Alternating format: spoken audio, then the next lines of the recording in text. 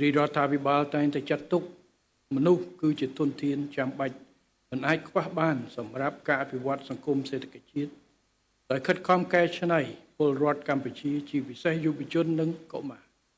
ឲ្យមានចំណេះដឹងទូលំទូលាយជាមួយជំនាញពិតប្រាកដសីលធម៌និងវិន័យក៏ដូចជាសុខភាពផ្លូវកាយនិងផ្លូវចិត្តរបស់សម្ដៅឆ្លើយតបបានកាន់តែប្រសើរឲ្យទាន់ពេលទៅនឹងតម្រូវការនៃការអភិវឌ្ឍទីផ្សារការងារនិងកិច្ចការពិជាតិមាតុភូមិក្នុងន័យនេះ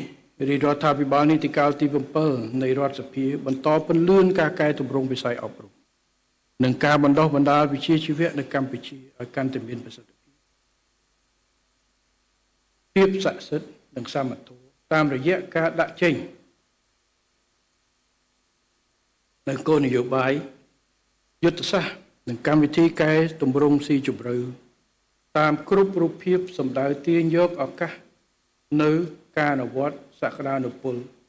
ផលលាភវិទ្យាសាស្ត្រដែលកម្ពុជាកំពុងតែមាន